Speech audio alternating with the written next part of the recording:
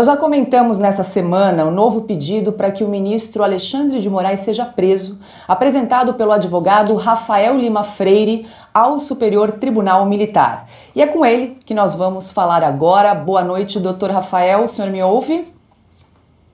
Boa noite, ouço sim. Você me ouve bem? Estou ouvindo. Muito obrigada pela sua participação aqui no programa Oeste Sem Filtros. Seja bem-vindo. E, doutor Rafael, eu começo perguntando o seguinte: o artigo 124 da Constituição Federal prevê a competência da Justiça Militar para processar e julgar crimes militares previstos em lei. Minha pergunta é a seguinte: o Tribunal Militar tem competência para julgar esse pedido do senhor? E se o senhor puder explicar rapidamente para a nossa audiência o porquê? Em primeiro lugar, agradeço pela oportunidade, Paula Leal e demais participantes do programa. E em relação à pergunta, já respondendo de forma objetiva, o artigo 124 da Constituição, ele estabelece a competência da Justiça Militar para julgar crimes militares definidos em lei. E na lei a gente tem o Código Penal Militar, que define diversos crimes de natureza militar, de competência do tribunal, e também a gente tem leis esparsas, leis específicas que também tratam de crimes militares que podem ser julgados no Superior Tribunal Militar. E dentro dessas leis, a gente tem a Lei 1802, que é uma lei que ainda está em vigor. Não se trata de uma lei de segurança nacional, é uma lei de crimes contra o Estado e principalmente contra a ordem política e social estabelecidas na Constituição. Então a gente tem sim um caso de competência da Justiça Militar, a gente tem sim um crime que deve ser julgado pelo Superior Tribunal Militar, considerando a competência que é prevista na Constituição e também a competência que é prevista na Lei de Organização da Competência do próprio Tribunal e da Justiça Militar, que prevê a representação de um advogado como competência originária do próprio Superior Tribunal Militar. Então existe sim essa expectativa. Até agora a gente não teve nenhum resultado, nenhum julgamento, nenhuma decisão inicial, mas a expectativa é que ele reconheça sim a competência. Estamos conversando ao vivo com o advogado Rafael Freire. A pergunta agora é de Guilherme Fiuza. Boa noite, doutor Lima Freire. O senhor, nesse pedido, boa noite. O senhor coloca como um dos possíveis delitos cometidos pelo ministro Alexandre de Moraes, enquanto presidente do TSE, uma indução ao mau entendimento do que disse o Ministério da Defesa sobre o sistema eleitoral. O Ministério da Defesa apresentou um parecer sobre o sistema e, no seu pedido, o senhor indica que o presidente do TSE agiu publicamente para suscitar uma interpretação diferente do que foi a conclusão do Ministério da Defesa. O senhor poderia explicar esse ponto? Exatamente. Dentro da minha peça eu argumento que o que foi feito contra as Forças Armadas não é nenhuma novidade. É uma postura do tribunal e também dos respectivos presidentes que vem se prolongando ao longo de 20 anos, em que todos aqueles que querem, de forma mais integral, vamos dizer assim, analisar o código-fonte, estudar o sistema, ter acesso a informações e realizar o que os auditores chamam de auditoria efetiva, todos esses profissionais eles são impedidos de forma que alguns dos investigadores independentes falam até em má-fé, abre aspas, desonestidade do tribunal, fecha aspas, mentiras do tribunal, também fecha aspas, e a gente tem também uma conduta patente que eu coloco na minha própria peça, em que o tribunal ele utilizou o relatório das Forças Armadas de uma forma totalmente indevida para dizer o contrário do que dizem as conclusões do próprio relatório. E também são situações vexatórias a que as nossas Forças Armadas foram submetidas. E a gente tem, dentro da nossa história, as Forças Armadas como uma instituição permanente de Estado. Já tivemos diversas constituições e hoje temos a Constituição atual, cujo guardião é o Supremo Tribunal Federal, só que a gente tem também as Forças Armadas que são forças permanentes. Então, se o tribunal incumbido da competência de guardar a Constituição, ele não guarda, pelo contrário, ele começa a desrespeitar e a violar a Constituição, a gente ainda tem uma outra autoridade suprema prevista na Constituição, que é a autoridade suprema das Forças Armadas, né? A gente não só fala em Supremo Tribunal Federal na Constituição de 88, a gente também tem a autoridade suprema das Forças Armadas. Então, essa autoridade, né, que constitucionalmente compete ao presidente da República, ela não pode ser desrespeitada pela Suprema Corte. A gente tem que viver em um equilíbrio, e dentro desse equilíbrio, os poderes eles são harmônicos, independentes entre si, e não existe um poder moderador no âmbito do judiciário, que é uma tese que foi tentada por alguns dos membros da Suprema Corte. E com base nessa tese, infelizmente, o ministro Alexandre de Moraes ele tem tomado decisões que atacam as Forças Armadas, atacam a moral das Forças Armadas, e isso traz risco também para o país, porque a gente está falando também de uma condição de guerra cibernética possível, denunciada pelo próprio ministro Fachin, né, em uma de suas coletivas de imprensa, que inclusive falou sobre o risco das eleições diante de hackers russos. E esse risco eleitoral é algo que tem acontecido em vários países, e não só no Brasil. Então, mais uma vez, é atraída a competência das Forças Armadas para investigar, para fiscalizar e não ser obstruída pelo Tribunal Superior Eleitoral, principalmente por um agente como o ministro Alexandre de Moraes, que tem agido de forma contrária à Constituição. Então, é uma forma de a gente ter uma resposta do Estado diante desses abusos, logo aquém de direito, que é o tribunal que resguarda os interesses das Forças Armadas.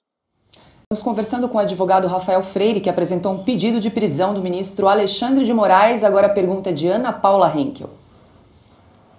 Boa noite, doutor Rafael. Bom, no pedido do senhor, o senhor escreve aqui, abro aspas, tendo em vista o risco iminente da prisão ilegal e inconstitucional de incontáveis pessoas por todo o país, sem a observância do devido processo legal e mediante abuso de autoridade. Nós tivemos essa semana a prisão, inclusive, de um pastor dentro, né? Teria sido dentro da área militar. Nesse caso, o que os militares podem fazer se essas prisões ilegais e inconstitucionais elas continuem sendo aplicadas a cidadãos brasileiros? A gente está diante, né, segundo a minha representação, de crimes contra a ordem política e social.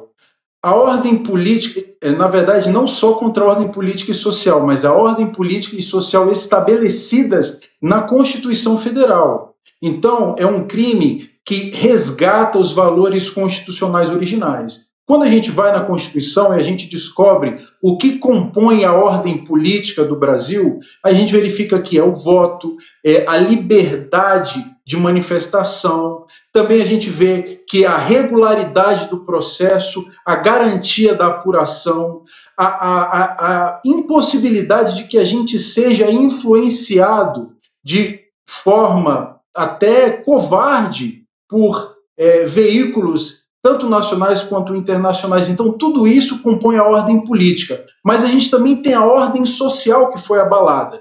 As pessoas não trabalham mais, as pessoas estão com as famílias divididas no meio e algumas pessoas acreditam que houve fraude, outras pessoas acreditam que não. Existe um clima de desespero, as pessoas não produzem, estão acampadas nos quartéis. Então, essa desorganização da ordem social também causa um prejuízo às Forças Armadas, porque é no quintal deles, na casa deles. E o cumprimento de ordens, ainda mais ordens inconstitucionais e ilegais, dentro da área militar, é um sinal de uma escalada do conflito.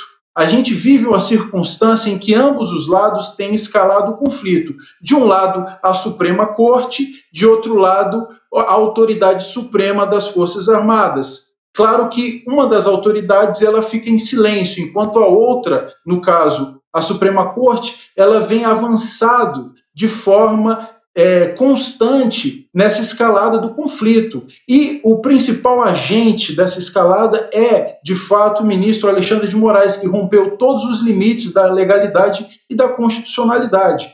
Então, dentro dessa sistemática de conflito, a gente tem mais uma violação, né, que é uma prisão que pode ser entendida como afronta, não somente aos direitos das pessoas, mas também à questão da área militar, né? Porque quando você tem um devido processo legal por um juiz competente que exerce e executa uma ordem legal dentro de uma área militar, é uma coisa. Agora, quando você tem um juiz incompetente, a ordem é ilegal, aí a gente já está falando em crimes sendo cometidos em área militar, que é algo que também atrai a competência da justiça militar. E por que eu falo um juízo incompetente? Porque quando se fala em leis contra a segurança, na lei contra a segurança nacional, de crimes contra a segurança nacional, que tem sido utilizada pelo ministro Alexandre de Moraes, a gente fala de crimes políticos. E esses crimes políticos previstos agora, né, que foram transferidos para o novo Código Penal,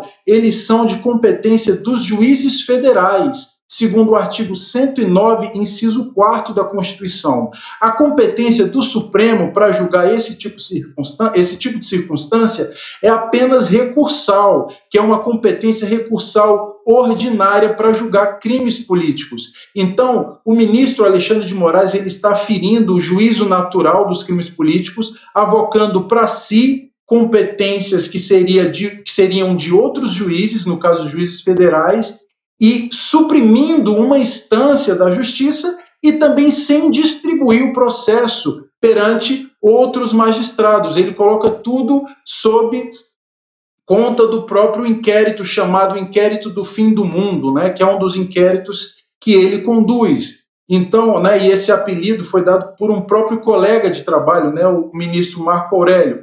Então, assim, a situação de risco, de conflito, só é agravada enquanto, infelizmente, o ministro continua a tomar decisões inconstitucionais e ilegais. E o que a gente espera é que haja, né, a gente está chegando perto do Natal, é que haja uma mudança de consciência, realmente um arrependimento, porque a gente vê uma circunstância de conflito chegando próxima de uma situação irreversível.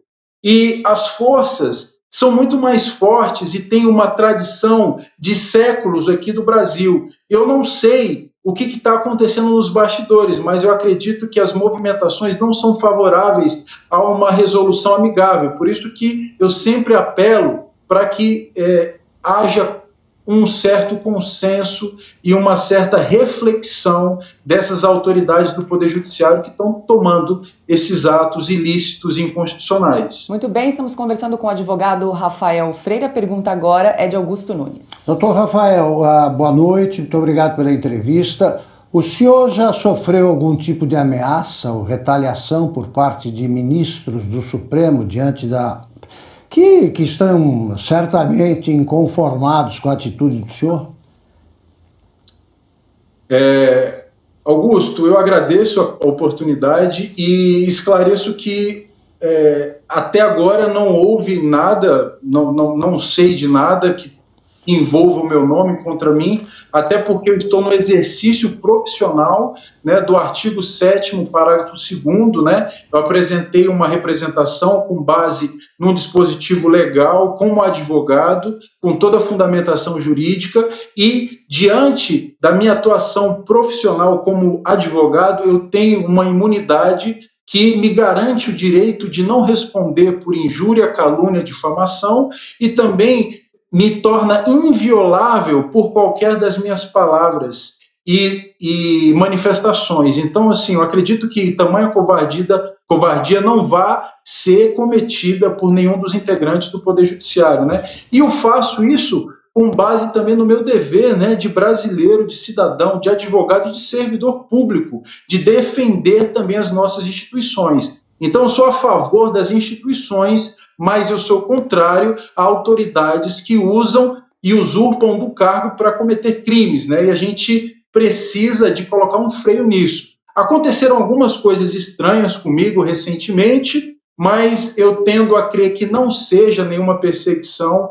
Tenho tomado alguns cuidados a mais que eu não tomava antes, mas eu acredito que não tenham coragem de abusar mais ainda da covardia e do uso da força para perseguir opositores políticos, até porque não sou um opositor político, né? A minha posição é em favor da justiça, nem de um lado nem do outro, mas da verdade e da justiça.